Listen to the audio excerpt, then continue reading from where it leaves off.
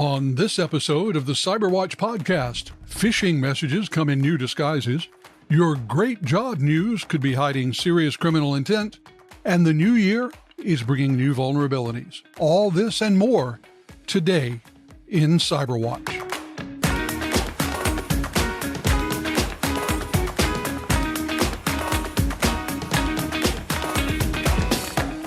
Hello, and welcome to the CyberWatch podcast for the week of January 12th, 2025.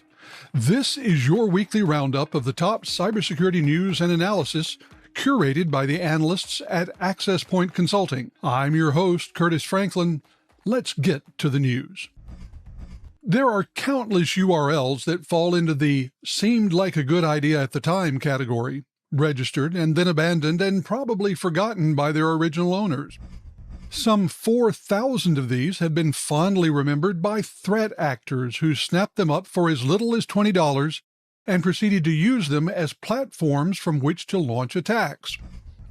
According to researchers, once there is access to the web service, backdoors can be readily created to provide control of the platforms on which the web servers run. In a proof of concept, researchers took over a legacy whois domain related to the .mobi top-level domain. Even though the whois service had migrated to another domain, many organizations were still linking back to the original, providing targets for malicious activity running on the server. All of this indicates that registered domains should be treated more like long-lived pets than fast-fashion hoodies. Once registered, they should remain under the care of the original owner or placed for adoption with a responsible new owner. Speaking of legacies, there's a new phishing campaign on the loose with a novel component, legitimate links. The phishing activity starts with an email message that appears to be a PayPal request for funds. When the target goes to PayPal to dispute the request, they're taken to a legitimate PayPal login page that shows a payment request. The attack comes because the activity links the victim's PayPal account to the phishing email's fake address, not the address where it was received. This allows account compromise. Researchers say the threat actor appears to have registered a free Microsoft 365 test domain, then created a distribution list containing the emails of the victims. The technique passes email phishing protection tests since it uses legitimate domains and will even skate past PayPal's own anti-fraud protection. Analysts say that educating users to remain skeptical of email messages, even those that appear legitimate, is the most effective defense mechanism. Staying with the payment theme, there's a new attack out targeting WordPress, specifically the checkout pages of some WordPress-based sites. The malware has been silently injecting malicious JavaScript into database records to obtain sensitive payment details. Researchers say that the malicious code was inserted into the WordPress database within the WP_options table. This hiding spot in the database allows the malicious code to evade most malware scanning tools. Once the personal data is stolen, it's encrypted and sent to known malicious domains for distribution and illegal use. Analysts say the website administrators should inspect custom HTML widgets for suspicious scripts, apply security updates, and consider using a web application firewall and two-factor authentication to contain threats such as this one. Financial gain of a rather different sort is the goal of this next threat, which uses the promise of employment and the security of a known cybersecurity vendor to lure victims into downloading malicious software. CrowdStrike has alerted the industry to a malicious campaign using the CrowdStrike brand in email messages that download a cryptocurrency miner disguised as an employee CRM application as part of a supposed recruitment process. The message received tells the victim that they're on the short list for a developer position and that the next interview involves them downloading a CRM application that will bring them into the conversation. Instead, The link downloads an XMRig miner from GitHub and its corresponding configuration from a different server in the background. In addition, the final stage malware is a stealer that collects the machine's public IP address, system metadata, process list, directory lists, network IP addresses, network adapters, and installed updates. This campaign highlights the importance of social engineering campaigns that work on the system's most vulnerable component, the trusting nature of employees. Now, trusting employees haven't yet been implicated in the next breach, although the implications are bad enough without gullible individuals to blame. Gravy Analytics, a location intelligence company, has seen 17 terabytes of data be stolen in an action that has massive privacy implications for hundreds of thousands, if not millions, of individuals. These victims aren't Gravy Analytics customers. Instead, they, or rather data about them, is Gravy's product. The company's data includes information on individuals' locations, meaning that the theft could expose movement, destination, and travel pattern data on anyone in the database. Screenshots posted by the attackers on the XSS Cybercrime Forum suggest they gained root access to Gravy Analytics servers and control over its domains and Amazon S3 buckets. The leaked samples in the 1.4 gigabytes of data released include historical smartphone location data with precise latitude and longitude coordinates, timestamps, and other sensitive details. The potential fallout from this breach is immense.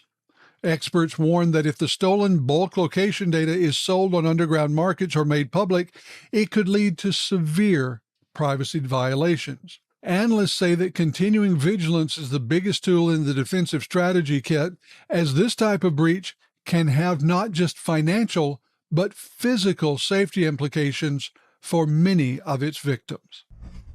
Now, financial security is the lure for the next attack, in which a message supposedly from the Social Security Administration is used to distribute the ConnectWise Remote Access Trojan, or RAT.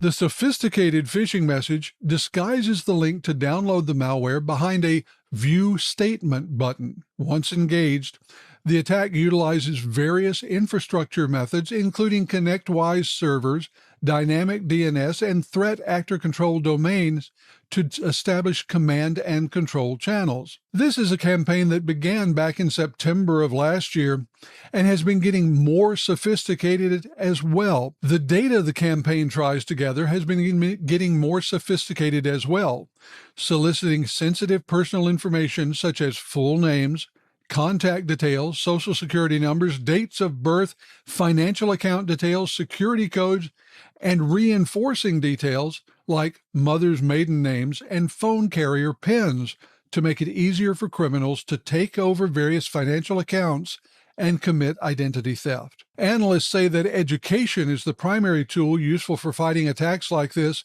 with consistent reinforcement of anti-phishing messages and lessons critical for success. Next, we have an attack that likely isn't going to have a direct impact on your organization, but the indirect impact could be substantial. There's an updated version of the EagerBee backdoor malware that's being used against ISPs and government entities in the Middle East. This new variant shows considerable development from the original, with various components that allow the backdoor to deploy additional payloads, enumerate file systems, and execute command shells. A number of researchers have analyzed EagerBee and pointed out that the similarity between this software and other pieces of malware distributed by groups with known ties to the Chinese government exists. While the software's action profile is well known and its command and control network is known to a certain degree, there is very little known about how the malware gets its start on victim systems. Because of this, advanced network monitoring is the strategy analysts suggest for defense. Know where your network traffic is supposed to go and plan rapid action when the data streams go off book. Some of the most dangerous vulnerability exploits occur in software and systems intended to protect networks and data. This week, there's a new critical vulnerability in OpenVPN that can allow attackers to access the private keys from users. The issue is with the way the software handles sensitive information within OpenVPN. Specifically, OpenVPN Connect logs the private key from configuration profiles in clear text within its application logs.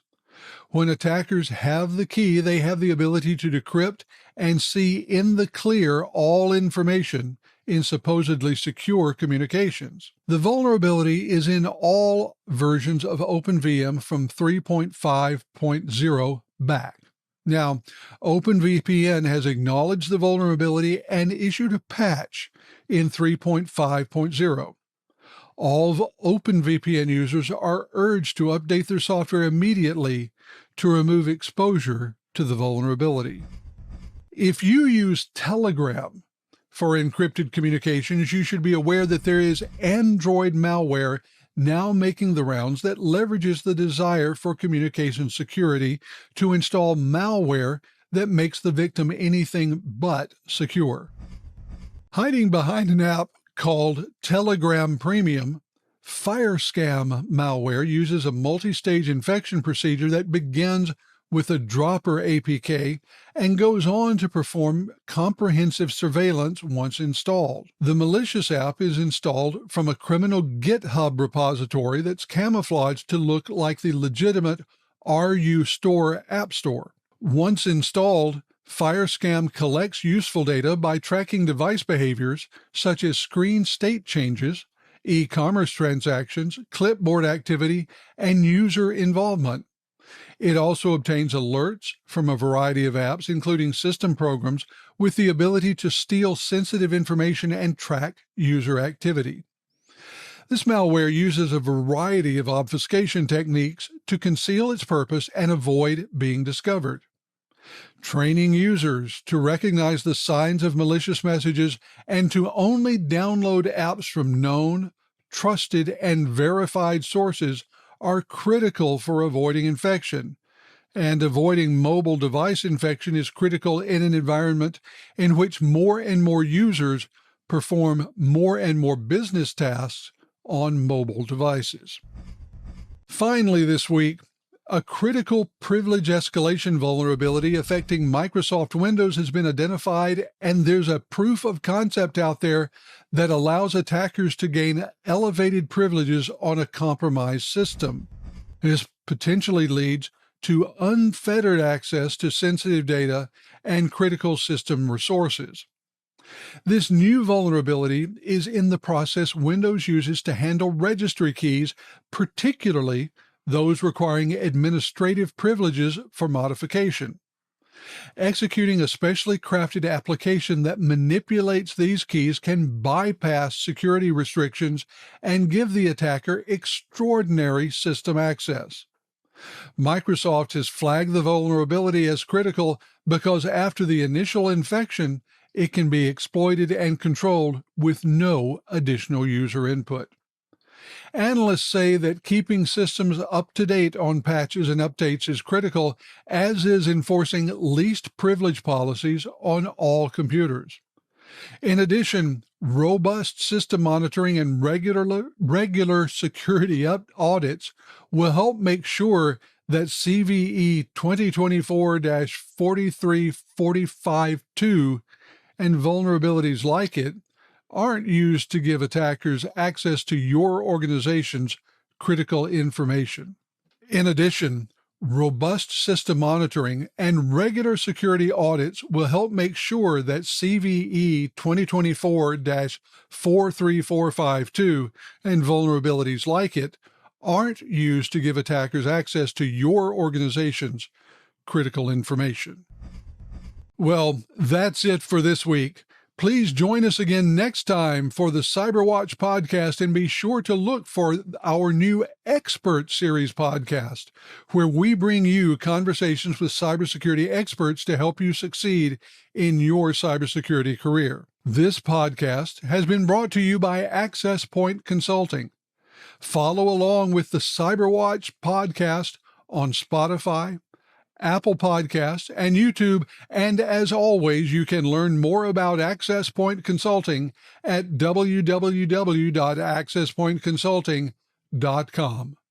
I'm Curtis Franklin. We'll see you next week.